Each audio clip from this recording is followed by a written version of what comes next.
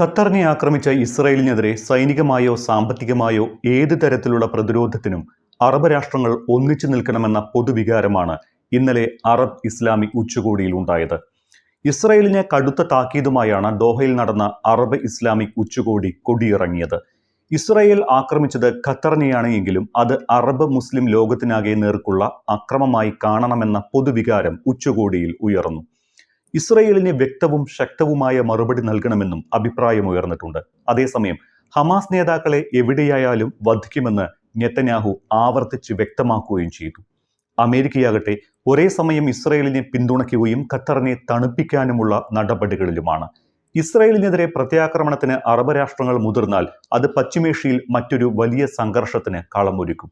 അതുകൊണ്ടുതന്നെ നിലവിൽ നയതന്ത്രപരമായ ആക്രമണങ്ങളും സാമ്പത്തിക ഉപരോധം ഏർപ്പെടുത്തുന്നതടക്കമുള്ള പ്രതിരോധങ്ങളുമാണ് അറബ് ലോകം മുന്നോട്ട് വയ്ക്കുന്നത്. അറബ് ഇസ്ലാമിക രാഷ്ട്രങ്ങളുടെ ഒറ്റക്കെട്ടായ നിലപാട് ലോകക്രമത്തിൽ തന്നെ വലിയ സ്വാധീനം ചെലുത്തുമെന്ന് ഉറപ്പാണ്. ഖത്തറിനെതിരായ ആക്രമണം ഐക്യത്തിനും സഹവർത്തിത്വത്തിനും ഭീഷണി ഉയർത്തുന്നതാണ് എന്ന പൊതുവികാരമാണ് ദോഹയിലെ ഉച്ചകോടിയിൽ ഉയർന്നത്. ഇസ്രായേൽ ആക്രമണം ഭീരുത്വവും തെമ്മാടുത്തവുമാണ് എന്ന മുൻ നിലപാട് ഉച്ചകോടിയിലും ഖത്തർ അമീർ ആവർത്തിച്ചു.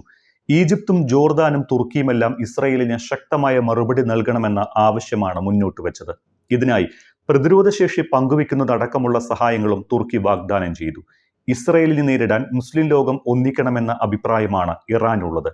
ഇറാനും തുർക്കിയുമെല്ലാം ഖത്തറിനൊപ്പം ചേരുകയും സൈനിക സഹായമടക്കം നൽകുകയും ചെയ്താൽ ഇസ്രായേലിനെതിരെ അറബ് ലോകത്തിന്റെ യുദ്ധം ആരംഭിക്കുമെന്ന കാര്യത്തിലും തർക്കമൊന്നുമില്ല. പ്രത്യേകിച്ച് നിലവിലെ സാഹചര്യത്തിൽ ഇസ്രായേലിനെ നേരിടാൻ തക്ക ശേഷി ഇറാനുണ്ട് താനും. ഏകസ്വരത്തിലായിരുന്നു ഇസ്രായേലിനെതിരായ നടപടിക്ക് അറബ് മുസ്ലിം ലോകം ആഹ്വാനം ചെയ്തത്. പലസ്തീനിലെ സംഘർഷം അവസാനിപ്പിക്കുന്നതിനോട് മുഖം തിരിഞ്ഞിരിക്കുകയാണ് ഇസ്രായേൽ എന്നാണ് ഖത്തർ അമീർ ഷെയ്ഖ് മുഹമ്മദ് അൽത്താനിയുടെ നിലപാട്. ആക്രമണം അവസാനിപ്പിക്കണമെന്ന് നമ്മൾ ആഗ്രഹിച്ചാലും ഇസ്രായേലിന് താല്പര്യമില്ല. അതീവ ഗുരുതരമായ സ്ഥിതിവിശേഷമാണ് ഇതെന്നുകൂടി അദ്ദേഹം പറയുന്നു. അറബ് ഇസ്ലാമിക രാജ്യങ്ങളിൽ ഏതെങ്കിലും ഒന്നിനു നേരെ ആക്രമണമുണ്ടായാൽ അത് എല്ലാവർക്കുമെതിരെ ഉള്ളതായി കണക്കാക്കണമെന്നായിരുന്നു ഇറാഖിന്റെ നിലപാട്. ഏതൊരു അറബ് ഇസ്ലാം രാഷ്ട്രത്തിന്റെയും സുരക്ഷയ്ക്കും സ്ഥിരതയ്ക്കും നേരെയുണ്ടാകുന്ന ഏതൊരു നീക്കവും അറബ് ലോകത്തിന് ഒന്നാകെയുള്ള സുരക്ഷാ ഭീഷണിയായി കണക്കാക്കേണ്ടി വരും.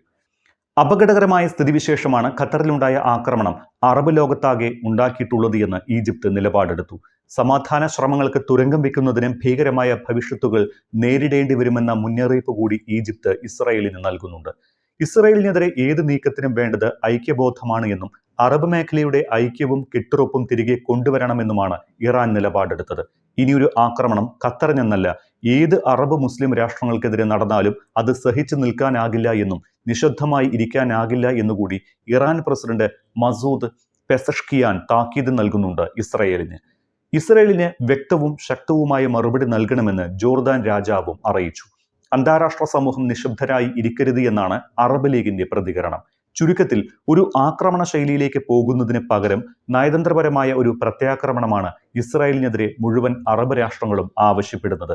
എന്നിരുന്നാലും ഈ സമാധാന ശ്രമങ്ങളെയൊക്കെ തച്ചുടച്ച് മുന്നോട്ടു പോകാനാണ് ഇസ്രായേൽ താൽപ്പര്യപ്പെടുന്നത് എങ്കിൽ അതിന്റെ ഭവിഷ്യത്ത് കൂടി നേരിടാൻ തയ്യാറാകണമെന്ന പ്രസ്താവനയിൽ വേണ്ടിവന്നാൽ യുദ്ധം എന്ന നിലയിലേക്ക് നീങ്ങാനും അറബ് മുസ്ലിം ലോകം തയ്യാറാണ് എന്ന ധ്വനിയുണ്ട്. ഹമാസ് നേതാക്കൾ ഗാസയിലെ സംഘർഷം അവസാനിപ്പിക്കുന്നതിനുള്ള മധ്യസ്ഥ ചർച്ചകളിൽ വ്യാപൃതരായി ഇരിക്കുമ്പോഴായിരുന്നു ഇസ്രായേലിന്റെ ഖത്തറിലെ ആക്രമണം.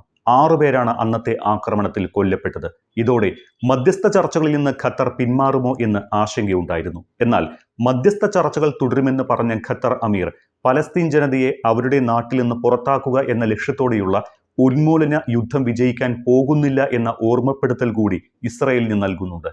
അധിനിവേശം അവസാനിപ്പിച്ച് ഇസ്രായേലിനെ പുറത്താക്കി പലസ്തീൻ രാഷ്ട്രം സ്ഥാപിക്കലാണ് പരിഹാരമെന്ന് ഈജിപ്തും നിലപാടെടുത്തു. പലസ്തീന് കാര്യത്തിൽ അടിയുറച്ച നിലപാടിലാണ് അറബ് ഇസ്ലാമിക് രാജ്യങ്ങളാകെ. സൗദിയും ഫ്രാൻസും മുൻകൈയെടുത്ത് കൊണ്ടുവന്ന സ്വതന്ത്ര പലസ്തീൻ പ്രഖ്യാപനത്തിന് ലോകരാഷ്ട്രങ്ങളുടെ വലിയ പിന്തുണയും ലഭിക്കുന്നുണ്ട്. ഈ ഘട്ടത്തിലാണ് മുൻപില്ലാത്ത വിധമുള്ള ആക്രമണത്തിലേക്ക് ഇസ്രായേൽ കടന്നതും. സ്വതന്ത്ര പലസ്തീൻ എന്നതിൽ നിന്ന് ഇനി ഈ രാഷ്ട്രങ്ങൾ പിന്നാക്കം പോകില്ല എന്ന് ഇന്നലത്തെ ഉച്ചകോടിയിലെ നിലപാടുകളിൽ നിന്ന് മനസ്സിലാകാം. അതോടൊപ്പം അമേരിക്ക മുൻകൈയെടുത്ത് അറബ് രാജ്യങ്ങളും ഇസ്രായേലുമായുള്ള ബന്ധത്തിന് കൊണ്ടുവന്ന അബ്രഹാം കരാറും ഇസ്രായേൽ ആക്രമണത്തോടെ അനിശ്ചിതത്വത്തിലാവുകയാണ്. അന്ന് അബ്രഹാം കരാർ ഒപ്പിടുന്ന സമയം പങ്കെടുത്തിരുന്ന UAE, ബഹ്റൈൻ, മൊറോക്കോ അടക്കമുള്ള രാഷ്ട്രത്തലവന്മാർ ഇന്നലത്തെ ഉച്ചകോടിക്ക് എത്തിയില്ല എന്നും ഉദ്യോഗസ്ഥരെ അയക്കുക മാത്രമാണ് ചെയ്തത് എന്നും ഇതിനോട് ചേർത്ത് വായിക്കണം.